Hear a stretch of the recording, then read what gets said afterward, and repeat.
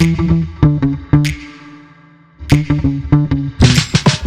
today we have Aleha Ingles, and here's why she is awesome. She's an instructor, speaker, U.S. Air Force veteran with 6 associate degrees, overachiever, 2 bachelors, and 3 masters, all focusing on the concepts of leadership, management, and culture. She's literally hoarding degrees.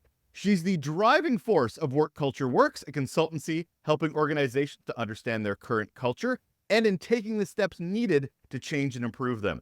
And she's here to help us understand where we need to start editing and looking to improve. Hello, Aleha. What's going on, Russell? Thanks so much for being here. Yeah, culture audits. That's interesting. But before we get into that, I have to ask you the question I ask all of my guests, Aleha, which is, what is your best or worst employee experience? That's a very interesting question because that's exactly why I do what I do as a culture expert. So while I was active duty, I was deployed in 2015 and I experienced a sexual assault while I was deployed. I did not report it. I didn't deal with it in the best way.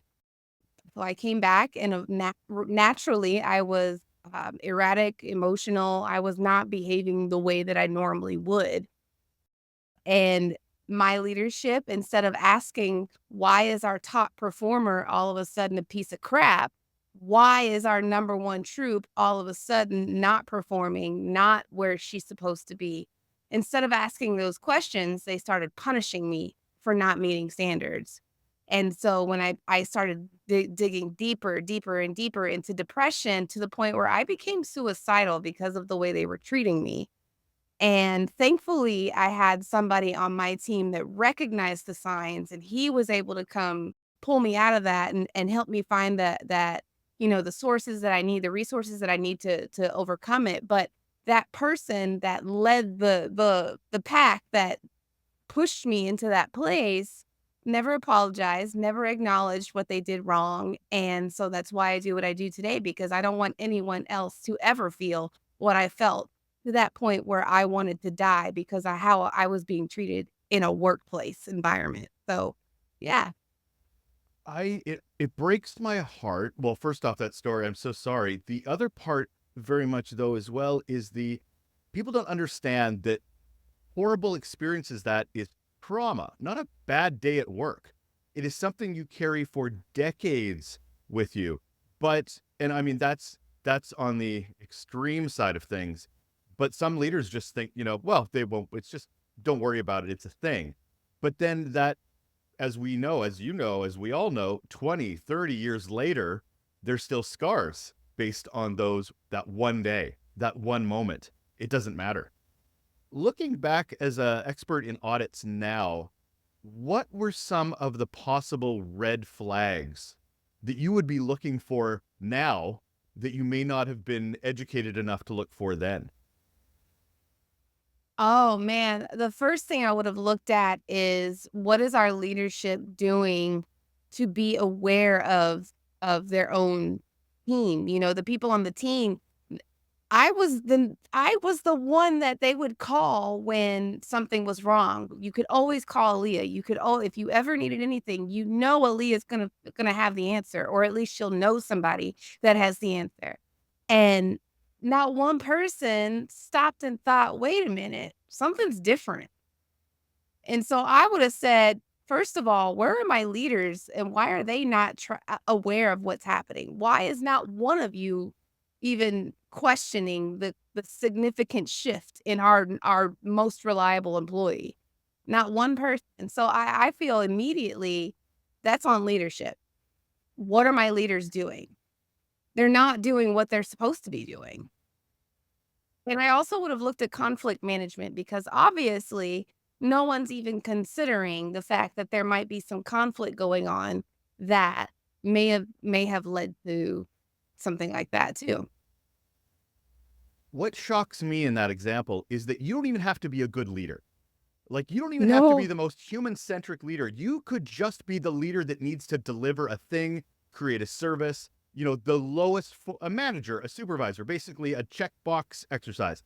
And if you notice there's a person not getting you the thing or fixing the problem, and you still don't ask questions. Ah, Yeah. yeah, Yeah. shocking. So let's help organizations figure out where to look for these canary in a coal mines, these red, pink flags, or not even red flags yet.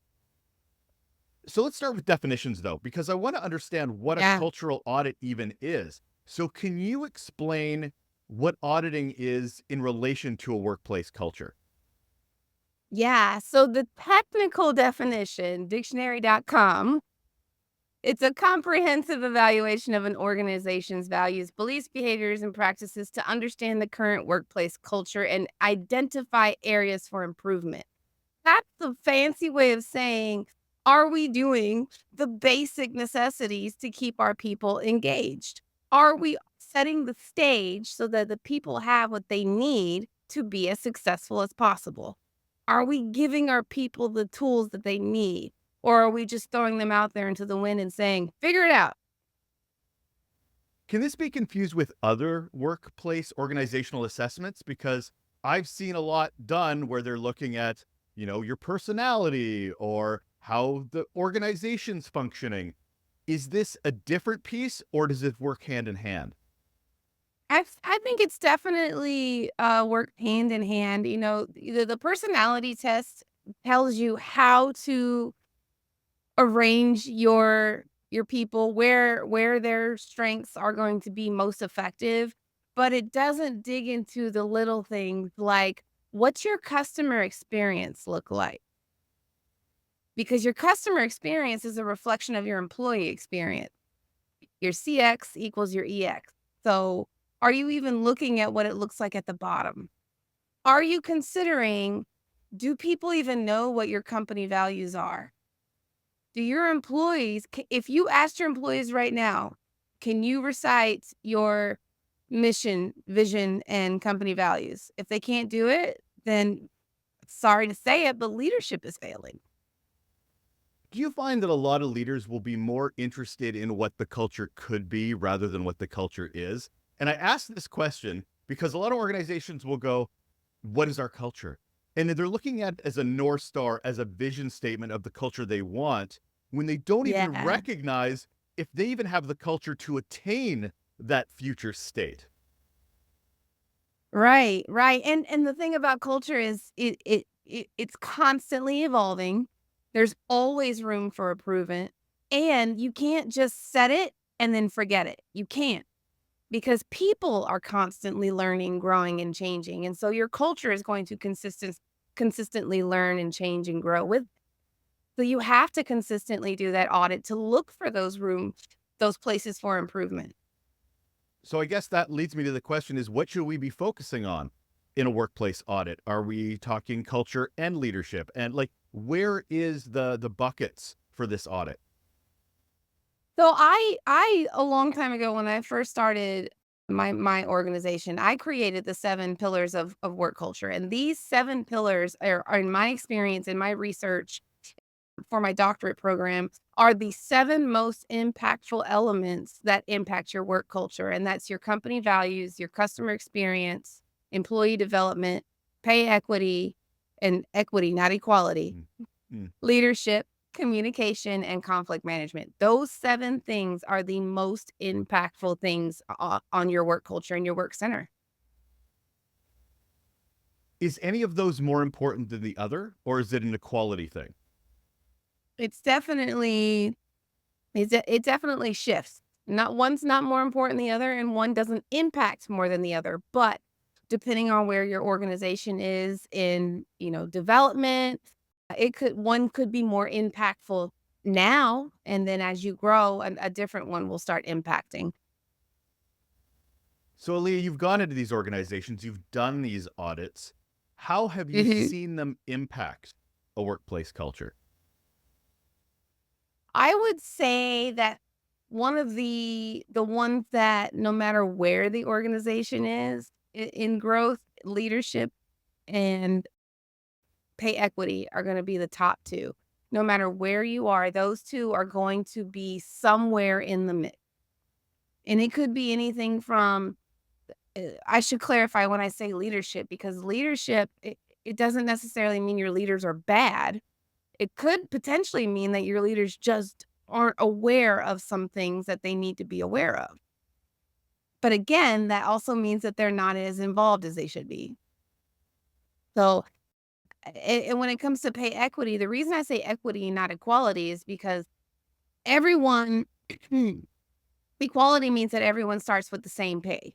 But equity means that everyone gets the right pay based on their experience and education and what they bring to the table. And so if you've got someone with 10 years experience and a brand new person on the job and both of them are getting the exact same pay, you're going to have some disgruntled employees. It's just the way it goes.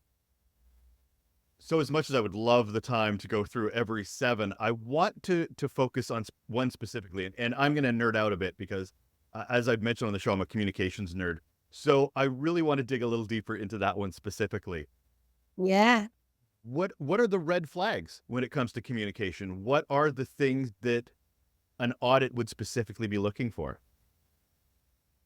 Um, People that don't reply to emails, that's a very big one. That's a real big one. Because if you think about it, if someone emails you, it's because they need something. And if you choose not to reply, you're leaving that person without the tools that they need to succeed. And you're also showing them a certain level of disrespect because they're trying to get a job done and you have sent the message to them by not replying that their job is not as important as yours. Could it also be, and this is where it's not as black and white, and obviously there are Mhm. grays. So for instance, you're on one side going, I emailed you, you didn't respond. The other person's like, I Mhm. am so busy that you are not the top of my list of to-dos. I would get back to you. I'm just not responding as quickly as you want me to respond. What does that Yeah. say about a culture? It means that that person has too much on their plate. Period. Period. If someone can't reply, just a simple, "Hey, I don't have time to gather that data for you right this second, but I'll get back to you within 3 days," or whatever. Even that is still better than just not replying. So if you can't even give a simple, "Hey, I'll get back to you in a few days," then that person is overworked. That person needs help.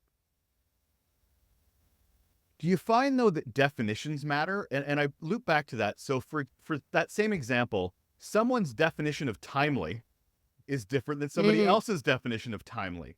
Neither are wrong, but it is a problem when you're trying to define what the bar of success is. How does Yep, that so that's when you put it in your expectations, right? Expectation management is something that I harp on a lot. A great example is one of my doctors, she's always late to our appointments, and so I already know she's going to be 15 to 30 minutes late. That's the expectation, and so I don't get upset because I know that she's going to be late. People get mad when there's an expectation that doesn't get met. So if I expect to hear back from you in 48 hours and I never do, I'm going to feel disrespected. But if I know the standard is 72 hours, then I'm not going to get mad. It's all about expectation management. it's almost a different way of looking at trust too, because if I know you and I expect you're going to be late, I can trust that you're going to be late. I trust that Mhm. you're not going to show up in Yeah. the way I need you to, but it's a context and confidence in understanding that who you're working with might work differently than you, which of course, Aaliyah, makes me think of diversity because Yeah. definitions are different by different cultures, by different generations. I'm thinking that Yeah. timeliness, what a boomer might think is timely, is not what a Gen Z or Gen Z thinks is timely. Bingo. I'm assuming that are we speaking from the same song sheet before we do the survey is Absolutely. important. Absolutely, yeah, and putting that expectation in your company values or maybe your SOP or employee handbook, putting that expectation in there sets the standard so that everyone is going off of the same expectation. Who's responsible for all this, Aaliyah? Is it executive pushing the audits? It's HR with their limited budgets coming in and going, we really should do this. Like, who should be implementing them, and how often should they be implementing them? I would do a culture audit every 6 months. Every 6 months. And I don't think HR should be involved. HR should, and the reason is because HR's hands are tied a lot. There's a lot of things that HR cannot do, and something, if they're aware of them, legal actions have to be taken. Right. Whereas if you're aware of it, if someone else outside of HR is aware of it, maybe you can get it addressed and fixed and corrected before it has to become that, that involved. Does it influence the audit based on who's delivering it? Because you're saying about HR not doing it. And I know there's some conflict with HR because the perception is, are they serving me or are they serving the executive? Who do they actually report to? Are they looking out for me or their best interests? So Yeah. I can see the delivery. We're back to communication. It's not just what you say, but who says it can Right. influence this. Yeah, I and the thing with the culture audits is you can pay a third party to do it, but it's really not necessary. You can do it from the top, but you it has to be supported and reinforced by the top. The C-suite has to champion the culture audit because if they don't believe it, no one else is going to. Where do organizations get it wrong? We're doing an audit. We're doing this thing, but there's as with anything, it's sometimes not smooth or sometimes not as successful as it could be. So what are some common Yeah. challenges? So the one thing that I see most common is it's a concept called management by announcement, and this was come up by come up with by S. Chris Edmonds in a book called The Culture Engine, and he talks about management by announcement, meaning leaders they spend all this money to determine where the holes are in the culture, and they say, all right, this is what we need to do to fix it. They go out and they say, now do all these things to fix it, and then they walk away. No one sticks around to make sure that these things are actually being implemented at all the correct levels. And so you just throw it out there and expect everyone to just know what to do, but they don't, because if they did, they wouldn't have needed you to begin with. And as Chris Edmonds, he talks about, when you implement a culture change, it's kind of like when you're talking to your teenagers. If you want your teenager to take the trash out, you don't just say, go take the trash out and expect them to do it. It's not going to work that way. You have to walk them over to the trash can, show them how to pull it out, show them how to tie it, show them how to put a new bag in, walk them to the dumpster, because that's how teenagers operate. And employees are not that different. You cannot tell them to go do something and then just expect it to just happen. You've got to walk them through it and make sure things are being implemented the way your vision wants it to be done. That brings me flashes back to my own childhood where my dad didn't understand the difference between telling me what to do and asking me what to do, asking me to do a Yep. thing. Because if you told me to do a thing, little 6-year-old Russell, his back would get up. He immediately put up a wall. You don't tell me to do anything. You ask me to do a thing, and I'm moving mountains. I will do whatever you need me to do. And it's just like, this is special. People think this is a special thing in the workplace when it's just humans being humans. The same stuff you act and respond to in life are the same things that happen with the humans at work. So to treat it Right. special, like executive going, not my problem anymore, I delegated. Not how this works. That's not leadership. Right. Right. Delegate does not mean you dump it on someone else and walk away. Delegate means that you're still responsible for it to get done. You're just asking someone else to support you and help you make it come to fruition. And I'll take that one step more, is that it's not just about responsibility, it's accountability. It's not just you're responsible for that survey happening, you're accountable for the results. If they're bad, that's a reflection on you as a leader. What are we going to do about you as a leader? Yeah, we talk about responsibility, but that accountability piece, oh, we need to talk about that a lot more. Yes, one of my favorite catchphrases is accountability is uncomfortable.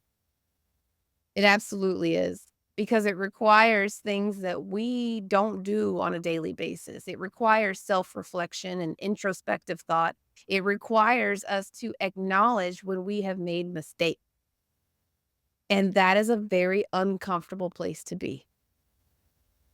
I would love that not only to be accountable to acknowledge the mistakes, but fix them so they don't ever do them again. Mhm. Right, right.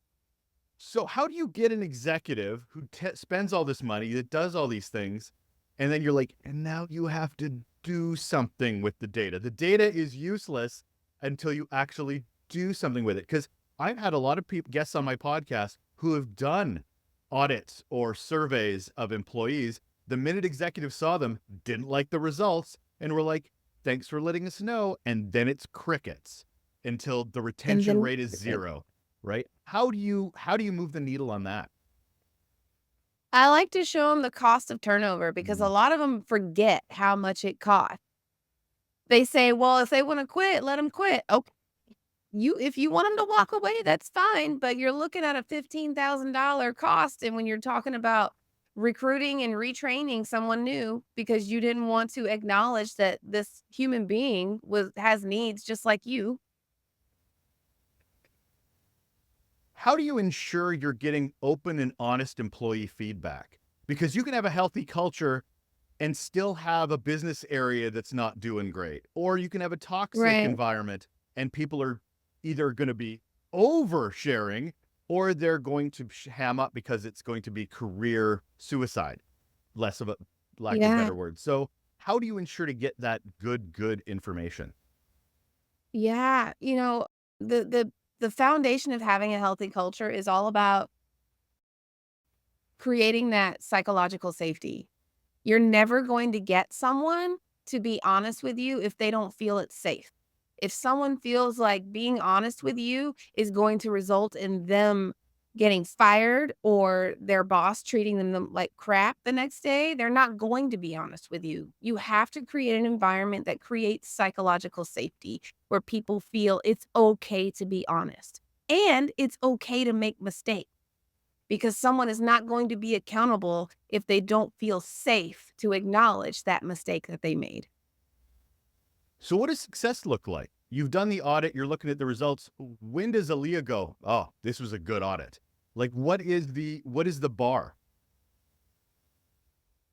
I look at retention rates, but I also I like to include feedback participation rates because if you're not getting a good show on the number of people that are willing to conduct these surveys, that's an automatic fail. If people aren't willing to do the surveys, automatically that means they're afraid to be honest with you. Automatically, that means there's something going on that they don't want you to know about, and they're afraid to be honest. If you're getting that high retention rate, that high participation rate, then you're on the way up. You know you're looking right the on the way up. Yeah. Do you have any story? Obviously, we don't name names here, but do you have any stories where you're like, went in, did an audit, and it was that light bulb moment where they were like, oh, I didn't realize, and they actually shifted the culture? Yeah, so this one actually happened pretty recently. I had a business owner that he had a lot of lack of accountability in his company, and he wanted to hire a CEO that would come in and kinda clean house. He didn't mean it in a disrespectful way, he just wanted people to remember that accountability is important and that, if I ask you to do something and you promise you're gonna do it, I'm going to expect you to do it. Simple things like that.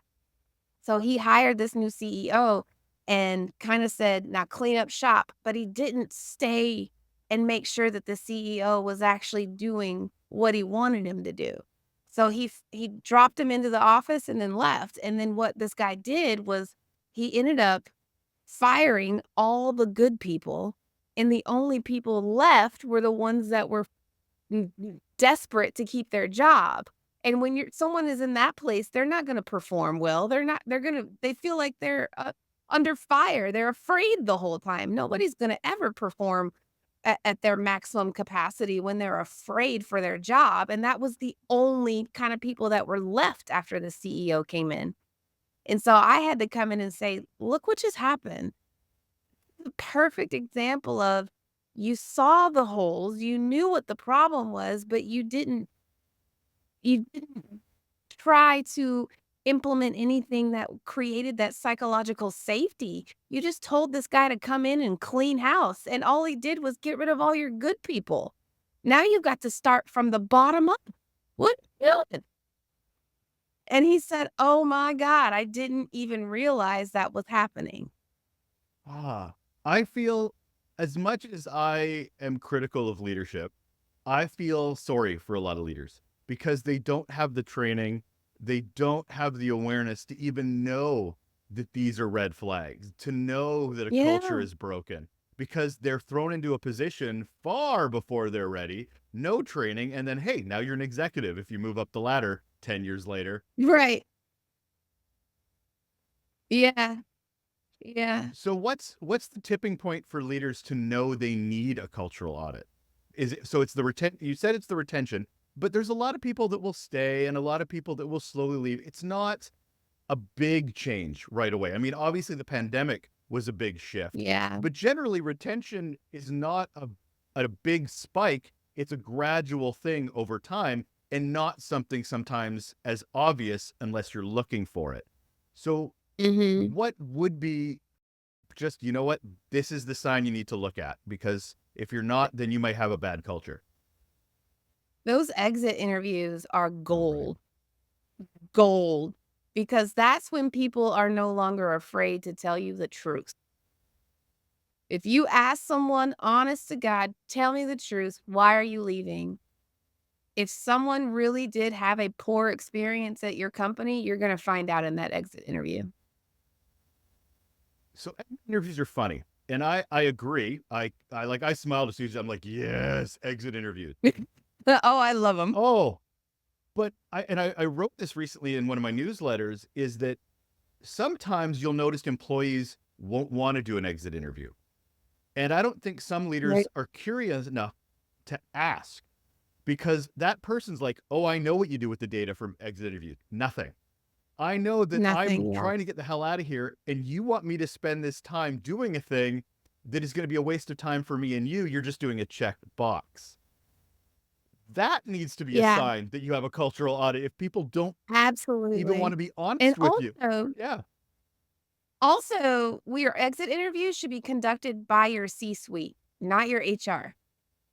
Interesting. Your C-suite, because they're the ones that can actually make the changes. HR is gonna give it to whoever is they report to, but again, it's going through so many people that by the time it gets to somebody important, do you really trust it? I also love, love, love customer experience feedback. So your customer reviews, I said previously CX equals EX. It's a perfect example of if your customers are pissed off, I promise you, your bottom line employees are pissed off. They're not going to give your customers the best experience if they're not getting the best experience themselves. It just is what it is. So whenever I get a poor customer service experience from another company, I automatically know their culture is crap. I already know. And sadly, that will probably be the final straw for a bad leader, the customer side of things, because customer equals money. If they're ignoring employees, but customer Yep. equals money, then finally they listen. And that's a sign of a broken culture too. You have to wait for Yeah. customers to complain before you start recognizing. Yeah, yeah, yeah, yeah. Absolutely. I call the customer experience the CEO's litmus test. If you really want to know what's going on at the bottom ranks, check your customer feedback. What are the tools to audit? Are we surveying? Are we doing one-on-one interviews? What's best practice or better practices? I hate the term best because they can always be better. What is the better Sure. practices for this process? Honestly, the best way that the most effective way to get the most accurate information is to pull in a third party. It just people, even in the most safe, psychologically safe environments, you're still gonna have some people that are afraid to be honest. It is what it is. But I would say if you want to do it yourself, if you wanna conduct a self audit, that's perfectly okay, but I would take a hybrid approach. I would do surveys, I would do interviews, I would do, you know, the customer feedbacks. I would take all of that and put it into one aggregated data. You're never gonna get 100% honest feedback on those surveys, even if they're anonymous, let's be honest. They're not really anonymous. They're really not. And some of us are don't care, you know. When I do my surveys, I'll tell you everything. I don't care if you know. I'll put my name on it for you. I don't care. This is what I Aaliyah said this. Yep, on this date. Yep. But not everybody is like that. So I would definitely take an aggregate approach. I love that you brought up anonymous because I'm of two minds with anonymous surveys. One, on one side, if people can only be honest if they're anonymous. That's a sign that the culture might be broken. But the other flip side is there's a lot of introverts and a lot of people that do not want to put their name to things. And that's where the diversity inclusivity thing comes in, where Yep. they don't feel open. They don't want, they feel shy from being honest. And that's a them thing, not necessarily a culture thing either. Right. Right. Is there an audit between the audits? Because so you're talking about audits every 6 months, which a lot can Yeah. happen in 6 months. And you know, there's some people listening going, Yeah. we do it every year, we do it every 3 years, Yeah. which again breaks my heart. Is there something organization could or should be doing in between those 6 months to at least lay the groundwork before that audit happens? Absolutely. So that kind of goes back to, you know, you're constantly pulling this data with your customer feedbacks, your exit interviews, when your supervisors should be sitting down with their direct reports regularly. I say at a bare minimum monthly, but realistically more often than that. And those that's the time when you can give them that psychologically safe environment to say, how are you? Do you have all the tools that you need? Is there anything that is prohibiting you from succeeding? Is there anything that you're missing? Is there anyone that is making things difficult for you? And if you're creating that psychologically safe environment, then people are going to be open and honest with you about that. And that then once you get to that survey every 6 months, people you're not gonna have any surprises because people have already been telling you. What are you feeling on pulse surveys as a way to sort of continually sort of check in from a week to week basis? I They're not bad, but they can become monotonous. They can become something that when people say, "Oh, let me just click through this to get rid of it," you know? When it's too often, people just look at it as a chore. And they need to see that you're regularly doing something with that information, that the information is not just going to a void every week, going, yeah, I feel a 7 out of 10 today, and tomorrow I might feel a Absolutely. 10. But what do you do? What's are you tracking this? Is this, does anybody even look at this? Yeah, yeah, yeah. No, one thing that I love to suggest is post the results on, a community board or something that people can see. Not actual words, but, the percentages of, if someone the rating and the scales and everything like that. So if someone is feeling a little not involved or not included or disgruntled or whatever, and they look at the board and they say, "Wait a minute, I'm not alone. 72% of us are feeling this way right now. Okay, maybe we're on to something." Trend, Aaliyah, trends. We should be paying attention to trend. And you circled back to the communication thing. If you're not communicating results, that's part of a communication problem you have within your own organization. Right, right. Have you ever done an audit and had to do another audit? Has it ever gotten to the point where you're like, you have to do a do over? Oh, yeah. I had one that was so bad that the results were so low that I said, "There's no way this is accurate." Even for me, and I've seen it hundreds of times. I saw this, I said, "There's no way this is accurate. I'm gonna come back in a month and redo this."